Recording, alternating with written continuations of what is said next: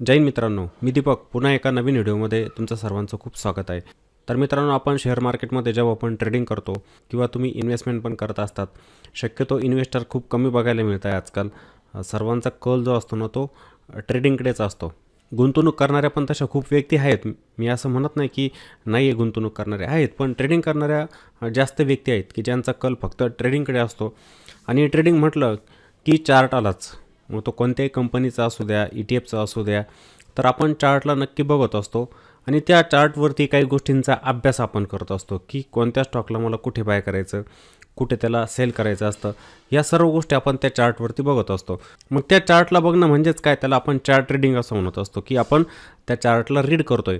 मग त्या चार्टला आपल्याला जेव्हा रीड करायचं असतं तर तिथे आपल्या कोणत्या चुका होत असतात आणि आणि प्रत्येक व्यक्ती कोणती चूक करते त्या ठिकाणी, हे मी तुम्हाला आजच्या व्हिडिओमधून सांगणार आहे. आणि त्या चुका आपण कशा सुधारल्या पाहिजे, त्याच्यासाठी आपल्याला त्याचा सराव पण झाला पाहिजे. नेहमी प्रॅक्टिस आपण त्याच्यामध्ये केली पाहिजे, तेव्हा आपण त्या चुका सुधारू शकतो.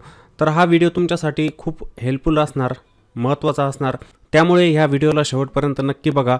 असं नका समजू की नाही, मला शेअर मार्केट समजलेलं आहे, मला चार्ट पण समजतो, पण नकळत तुमच्याकडून ह्या चुका नेहमी होत असतात. आणि मी पण बघितलेलं आहे समोर खूप साऱ्या व्यक्तींच्या की त्यांनी मार्केटमध्ये खूप वेळ घालवलेला असतो, 5-10 वर्ष मार्केटमध्ये घालवलेले असतात, पण त्यांच्याकडून ही चूक नक्की होतेच. मग त्या चुका कोणत्या असतात ना, त्या तुम्हाला समजल्या पाहिजे. त्या समजल्या तर मग तुम्ही पुढच्या वेळेला त्या चुका करत नाही. शक्यतो चूक होतेच, मी असं म्हणत नाही की चूक होत नाही, पण चुका आपण नक्की सुधारल्या पाहिजे शेअर मार्केटमध्ये. तर मग त्याच्यासाठी व्हिडिओ नक्की शेवटपर्यंत बघायचा आहे. आणि व्हिडिओ जर आवडला तर लाईक पण करत चला. लाईक करत नाही तुम्ही, व्हिडिओला खूप बघणारे असतात. जसं बघा, आपला हा एक स्विंग ट्रेडिंगचा व्हिडिओ इथे दिसतोय. आता याच्यामध्ये व्ह्यूज आपल्याला 1400 दिसत आहे, पण तुम्ही लाईक आणि कॉमेंटची संख्या जर बघितली ना तर ती फार कमी. शक्यतो बहुतेक जण काय करतात, व्हिडिओला स्किप पण करतात. तुम्ही म्हणणार आम्ही स्किप करत नाही, पूर्ण बघतो. मला यूट्यूब स्टुडिओमध्ये सर्व दिसतं, कोणता पार्ट व्ह्युअर्सने जास्त बघितलेला आहे हे सर्व समजतं. आपल्याला जर काही नॉलेज घ्यायचं असेल ना तर आपण ते व्हिडिओ नक्की बघितले पाहिजे. असू द्या लेंदी, काही फरक पडत नाही. तुम्ही सकाळी अर्धा बघितला ना व्हिडिओ, संध्याकाळच्या वेळेला अर्धा बघा, काही अडचण नाही, पण व्हिडिओला पूर्ण बघा. ठीक आहे, की मध्ये मध्ये स्किप करून बघायचा मग त्याला अर्थ पण नसतो काही. ठीक आहे, त्यामुळे व्हिडिओ नक्की शेवटपर्यंत बघायचा आहे. आणि जर कोणी चॅनलवरती नवीन असेल, म्हणजे पहिल्यांदा जर इथे एखादी व्यक्ती आलेली असेल की ती व्हिडिओला बघते, त्यांचं पण काम बनतं की आपल्याला कंटेंट चांगला वाटतोय, व्हिडिओ आपल्याला समजतोय, तर मग त्यांनी चॅनलला सबस्क्राईब नक्की करायचं असतं आणि बेल आयकॉन बटन जे असतं त्यावरती पण हिट करायचं आहे. चला तर मग कोणताही वेळ वाया न घालवता आजच्या व्हिडिओला आपण सुरुवात करूया.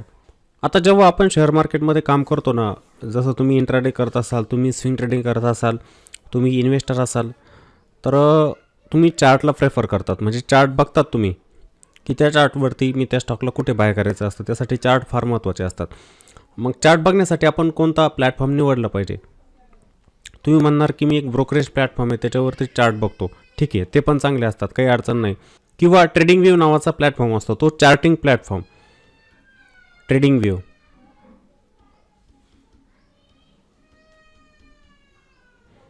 हा काय असतो, एक चार्टिंग प्लॅटफॉर्म असतो. हा एक चार्टिंग प्लॅटफॉर्म. आता तुमच्याकडे जो ब्रोकरेज प्लॅटफॉर्म असतो, जसं तुम्ही झेरोदा असतं बघा, जसं झेरोदा असतं, धन असतं, ग्रो असतं, त्यानंतर एंजल वन असतं, याच्यावरती पण चार्ट बघतात. ते पण ट्रेडिंग व्ह्यूचेच असतात.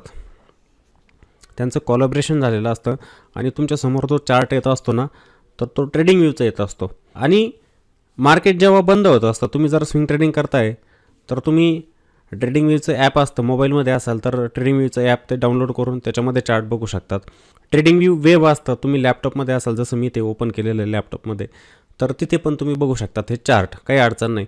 पण रिअल टाईममध्ये जर तुम्हाला बघायचं असेल ना, आता हे आपण काय फ्री व्हर्जन वापरतो ट्रेडिंग व्ह्यूचं, मग याच्यामध्ये चार्ट जे असतात ना ते लॅगिंग असतात.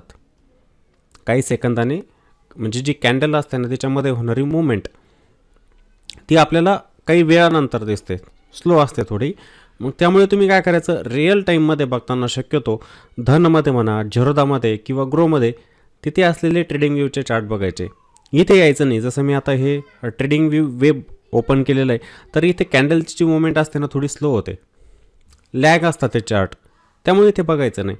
पण जेव्हा मार्केट बंद होतं त्यानंतर तुम्हाला जर ॲनालिसिस करायचं असेल तर नक्की याचा तुम्ही वापर करा, काही अडचण नसते. मग हा फरक असतो.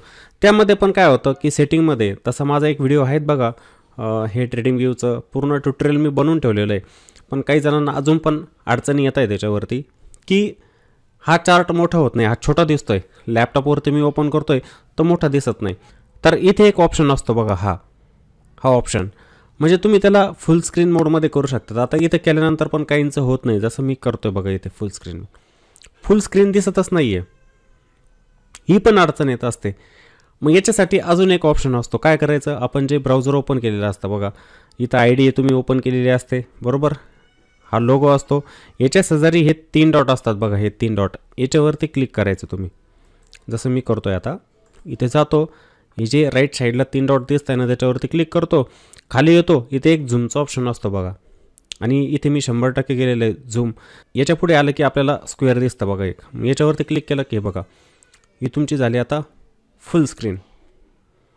जे टास्क बार वगैरे जे असतात ना ते पण तुम्हाला इथे दिसणार नाही. आता स्क्रीन कशी दिसते, मोठी दिसते. मग मोठी स्क्रीन दिसली की तुम्हाला चार्ट ड्रॉ करण्यासाठी पण सोपे जातात, काही अडचण येत नाही. म्हणजे अशा पद्धतीने मग तुम्ही काय करतात, चार्टला सेट करतात की माझी स्क्रीन मला फुल स्क्रीनमध्ये दिसली पाहिजे, म्हणजे मला चार्ट ड्रॉईंग व्यवस्थित करता येईल. आता इथे आल्यानंतर आपण काय करत असतो की आपल्या चार्टला रीड करतो. आपण चार्टला रीड करणं म्हणजे काय असतं की त्या स्टॉकची सध्याची डायरेक्शन कोणती, की त्याचा ट्रेंड कोणता चालू आहे.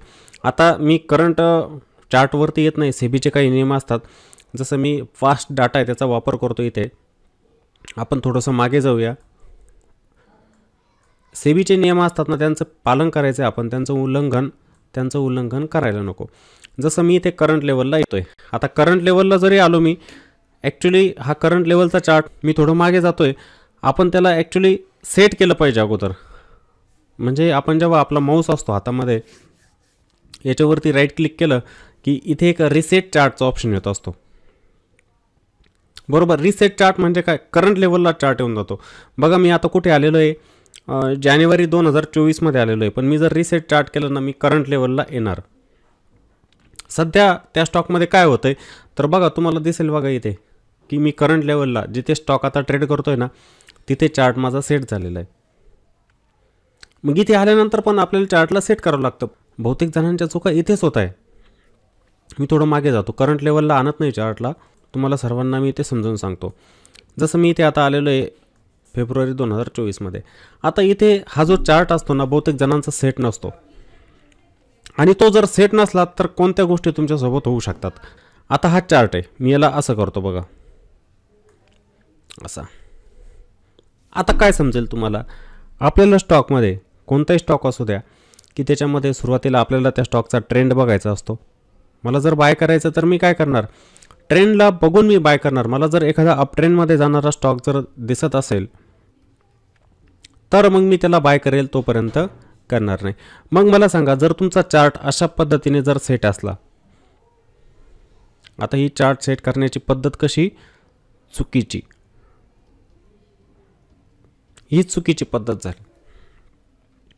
म्हणजे काय, तुमचा हा जो चार्ट आहे ना आता हात दबलेला असतो, चिपकलेला असतो असा. मग असा जर चार्ट असेल तर तुम्हाला त्याच्यामध्ये ट्रेंड समजणार नाही की सध्याच्या वेळेला त्या स्टॉकमध्ये कोणता ट्रेंड चालू आहे. किंवा आपण म्हणतो ना की एखादा स्टॉक आपण कुठे बाय करायचा असतो, सपोर्टला आपण बाय करतो. आता का बाय करायचा असतो ते बाकीच्या व्हिडिओमध्ये मी सांगितलेलं आहे की आपण तिथे काही कॅन्डलस्टिक पॅटर्न बघत असतो. तो कॅन्डलस्टिक पॅटर्न दिसला म्हणजे मग आपण बाय साईडला जाण्याचा प्रयत्न करत असतो आपल्या रिस्क रिवॉर्ड रेशिओनुसार. मग मला सांगा की तुमचा चार्ट जर अशा पद्धतीने जर सेट असला तर तुम्हाला एखादा कॅन्डलस्टिक पॅटर्न, म्हणजे इथे जी सिंगल कॅन्डल आपण बघत असतो, डबल कॅन्डल, तर ते कॅन्डलस्टिक पॅटर्न तुम्हाला दिसतील का, ते तुम्हाला अजिबात दिसणार नाही. मी असे खूप जण बघितलेले आहे की त्यांनी 2-3 शेअर मार्केटचे क्लास पण केलेले होते, 2-3. म्हणजे आत्तापर्यंत आपले जेवढे पण वर्ग झालेले आहेत त्याच्यामध्ये मी बघितले 2-3 क्लास केले शेअर मार्केटचे वेगवेगळ्या ठिकाणी, पण त्यांना हे चार्ट सेट करायचंच माहीत नाही. त्यांचे चार्ट असेच असायचे. मग हे काय होतं आहे की तुम्ही जर एखादा शेअर मार्केटचा क्लास करताय तर तिथे ह्या गोष्टी, त्या ठिकाणी या गोष्टी शिकवल्या गेल्याच पाहिजे. त्याशिवाय हे शक्यच नाही ना. त्या स्टॉकमध्ये तुम्ही ट्रेंड कसा ओळखाल, एक सपोर्ट लेवल आहे, त्याच्यामध्ये कशी ओळखणार तुम्ही? ते होऊ शकत नाही. मग बघा, तुमचा चार्ट जर सेट असेल तर तुम्हाला त्या स्टॉकमध्ये बरोबर एक कॅन्डलस्टिक पॅटर्न आहे तो दिसेल, स्टॉक त्या सपोर्टवरती आहे का तो दिसेल, त्यानंतर तो स्टॉक एका ट्रेंडमध्ये चालतो आहे का, म्हणजे आपण 3 ट्रेंड शिकतो ना, की स्टॉक अप ट्रेंडमध्ये जातो आहे, स्टॉक डाऊन ट्रेंडमध्ये जातो आहे आणि स्टॉक साईडवेज जातो आहे. मग हे जे 3 ट्रेंड असतात आपले, या 3 ट्रेंडमध्ये कोणता ट्रेंड आता सध्याच्या वेळेला चालू आहे हे पण तुम्हाला समजणार नाही.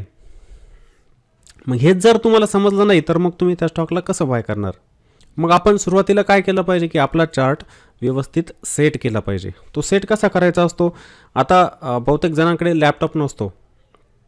आता प्रत्येकाजवळच लॅपटॉप असेल असं नाही, काही जण मोबाईलमध्ये असतात बघा. जसं माझ्या हातामध्ये हा मोबाईल आहे, तुम्हाला सर्वांना दिसत असेल की हा मोबाईल आहे माझा. तर ह्या मोबाईलमध्ये मग मी एखादा चार्ट जर ओपन केला तर मी कसा सेट करायचा, किंवा लॅपटॉपमध्ये असेल तर मी कसा सेट करायचा? आता जर मी लॅपटॉपवरती आहे, स्क्रीन माझी जर अशी आहे चिपकलेली, तर मला काय करावं लागेल? या राईट साईडला आल्यानंतर आपल्याला काय दिसतंय बघा, इथे या प्राईस दिसत आहे, म्हणजे इथे असते प्राईस, खाली असतो टाईम, इकडे असतात स्टॉकच्या प्राईस, ही प्राईस असते. मग आपला जो माऊस असतो ना, हा घेऊन जायचा या ठिकाणी, हा कर्सर असतो घेऊन जायचा, आणि माऊसने काय करायचं, माऊसवरती आपण लेफ्ट साईडचं जे बटन असतं त्याला अशा पद्धतीने असं करायचं, पुढे सरकवायचं याला, मग तुमचा चार्ट अशा पद्धतीने सेट होत जातो बघा. आणि त्यानंतर आपला जो स्क्रोलर असतो माऊसचा, स्क्रोलरमधला, त्याच्या साहाय्याने चार्टला आपण इकडे तिकडे करू शकतो. मग अशा पद्धतीने समजतंय सर्वांना? या अशा पद्धतीने. आता बघा बरं, जो चार्ट चिपकलेला होता तो स्पष्ट दिसतोय मला. म्हणजे अशा पद्धतीने जर चार्ट सेट झाला तर तुम्हाला समजेल पण की स्टॉकची डायरेक्शन कोणती, तो स्टॉक एखाद्या सपोर्टवरती आलेला आहे की रेजिस्टन्सला आहे, हे तुम्हाला समजेल. जेणेकरून तुम्ही चुकीने एखादा रेजिस्टन्स लेवलला तर बाय नाही करणार स्टॉकला, जिथून एक सप्लाय येतो आहे स्टॉकमध्ये, वाचणार तुम्ही तिथे.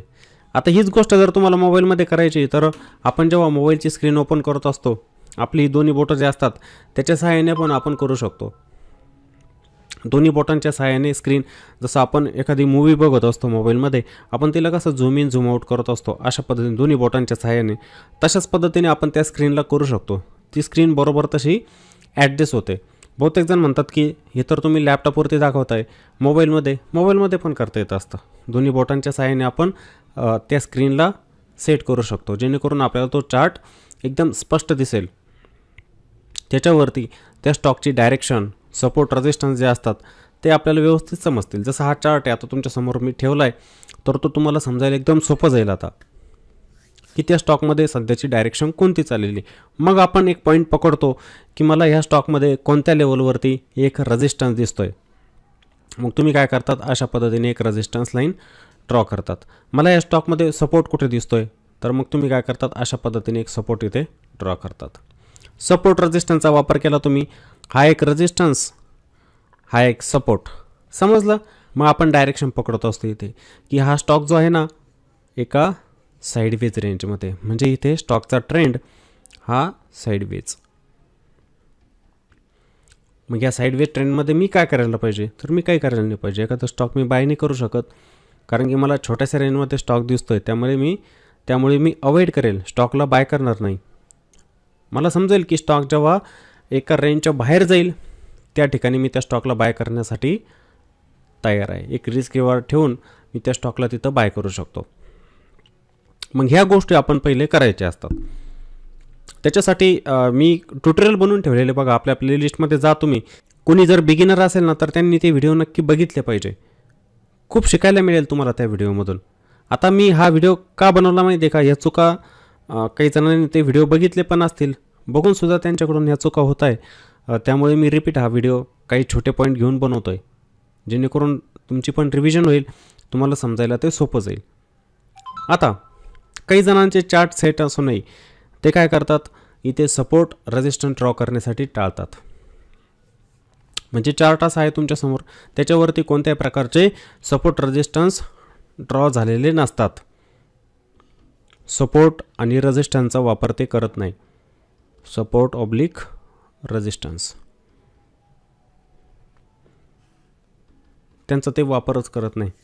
हे बघा, आपण जेव्हा टेक्निकलचा स्टडी करतो, टेक्निकलला आपण जेव्हा शिकत असतो ना, तर नेहमी लक्षात ठेवायचं की मार्केटमध्ये जे काम चालणार ना ते चालतं सप्लाय आणि डिमांडवरती.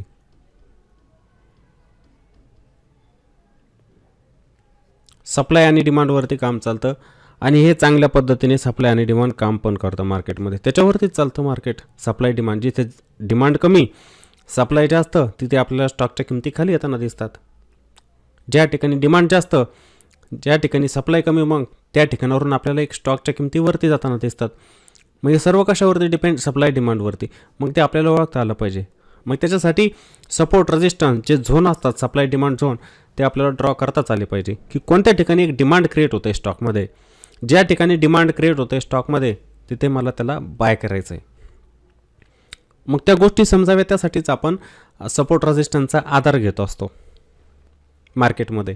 बहुतेक जण काय मग फक्त ह्या ग्रीन कॅन्डल बनत चाललेले नाही. बघा, ही ग्रीन बनली म्हणजे तो स्टॉक वरती जातो, मग ते कुठेही बाय करून टाकतात त्याला. ही चुकीची पद्धत असते की तुम्ही फक्त ग्रीन ग्रीन ग्रीन कॅन्डल बनत चालली आणि ते स्टॉकला बाय करून टाकलं. हे पण चुकीचं असतं, तसं करायचं नाही आहे. मग त्याच्यासाठी हे प्रॉपर तुमचे सपोर्ट रेजिस्टन्स जे असतात ना ते चार्टवरती ड्रॉ झाले पाहिजे. आता बहुतेक जण म्हणतात की सर मी एक सपोर्ट आणि रेजिस्टन्स ड्रॉ करतोय, पण तो शॅडोवरती घ्यायचा की बॉडीवरती घ्यायचा? म्हणजे जसं मी इथे तुम्हाला एक कॅन्डलस्टिक पॅटर्न, मी तुम्हाला एक कॅन्डल इथे ड्रॉ करून दाखवतो की ही एक कॅन्डल आहे समजा, अशी कॅन्डल, आणि दुसरी एक कॅन्डल आहे अशी, हिला अशी मोठी शॅडो बनलेली आहे वरती. मला जर इथे रेजिस्टन्स ड्रॉ करायचा असेल तर मी कुठे करायचा? शक्यतो ही जी शॅडो असते नीचा हाय, याला पकडूनच तुम्ही एक रेजिस्टन्स लाईन ड्रॉ केली पाहिजे. आता नंतर त्या ठिकाणी प्राईस कशी रिॲक्ट होते त्यावरती तुमचा एक रेजिस्टन्स ड्रॉ होत असतो, लक्षात घ्यायचं आहे. पण इनिशियली तुम्हाला जर एक स्विंग हाय दिसला आणि तिथे जर तुम्हाला शॅडो बनताना दिसली, म्हणजे स्विंग हाय म्हणजे कसं की प्राईजवरती जाते या ठिकाणी अशी, आणि इथे बनणारी कॅन्डल ती तुम्हाला अशी बनताना दिसते आणि तो स्टॉक तिथून कंटिन्युअसली असा खाली येतोय, तर तुमचा जो रेजिस्टन्स ड्रॉ होतो असतो ना तो या शॅडोच्या वरती. आता बहुतेक जण रेजिस्टन्स लाईन ड्रॉ करताना कुठे करतात माहिती आहे का? ह्या बॉडीपासून अशी ड्रॉ करतात. ही चुकीची पद्धत आहे. तुम्ही एक झोन टाकू शकतात की हा एरिया आहे, इथून ही जी प्राईस खाली येते की याच्यापासून खाली येते, आणि हा झोन पण केव्हा? जेव्हा आपल्याला मल्टिपल टाईम तिथून प्राईस खाली येताना दिसतात, मग आपण याचा आधार घेऊन एक सप्लाय झोन टाकू शकतो तिथं. शॅडोला हलक्यात घ्यायचं नसतं कधी. बहुतेक जण म्हणतात शॅडो काही कामाची नसते. उलट शॅडो आपल्याला खूप काही सांगून जात असते कॅन्डलची. एक म्हटलं जातं की longer the shadow more is the conviction. जेवढी कॅन्डलची शॅडो मोठी तेवढी आपल्याला खात्री पडते की त्या स्टॉकमध्ये काय होतं आहे. मी जर तुम्हाला एक एक्झाम्पल जर दिलं इथे, हे बघा, ही कॅन्डलला अशी शॅडो बनलेली इथे. ही शॅडो मला काय सांगते की वरच्या लेवलपासून सेलिंग प्रेशर येत आहे. अशी जर शॅडो बनलेली आहे खालून आणि बॉडीचा पार्ट असा आहे कॅन्डलचा, तरी ही शॅडो मला काय सांगते? Buying pressure. खालच्या लेवलपासून एक स्ट्रॉंग बाईंग प्रेशर येतं आहे. अशी जर कॅन्डल बनली खाली आणि असा बॉडीचा पार्ट जर बनला, मी काय होणार? एक स्ट्रॉंग बाईंग प्रेशर खालच्या लेवलपासून स्टॉकमध्ये येतं आहे. मग ह्या शॅडोला हलक्यात घ्यायचं नसतं. शॅडो आपल्याला खूप काही सांगून जात असते. मग त्यामुळे आपला सपोर्ट आणि रेजिस्टन्स ड्रॉ होतं ना त्याच्यानुसारच झाला पाहिजे. जसं आता इथे बघा, एक रेजिस्टन्स मला दिसतोय ना. आता मी एक हॉरिझॉन्टल लाईन इथे घेतली आणि मी टाकतोय ह्या ठिकाणी, आता इथे टाकतोय, बरोबर. आता इथे टाकल्यानंतर काय होईल? इथे तुम्ही म्हणणार की तुम्ही तर शॅडोच्या हायला टाकलंच नाही रेजिस्टन्स. पण बघा, जसं ह्या ठिकाणी इथून प्राईजचं रिजेक्शन आलेलं होतं ह्या लेवलपासून. आता प्राईज इथूनच खाली आलेली आहे. आता ती लेवल काय झाली? एक सप्लाय झोन झाली. मग आपण त्या ठिकाणी एक झोनचा वापर करत असतो की ते एक रेक्टेंगल नावाचं टूल असतो. इथे एक रेक्टेंगल नावाचं टूल असतो, त्याला आपण सिलेक्ट करतो आणि ह्या जागेवरती असा एक सप्लाय झोन ड्रॉ करून देत असतो. आणि याचा कलर आपण शक्यतो सप्लाय झोन म्हटलं की आपण इथे याचा कलर ठेवत असतो रेड, अशा पद्धतीचा. हा काय तयार झाला? मग एक सप्लाय झोन तयार झाला. या अशी पद्धती असते.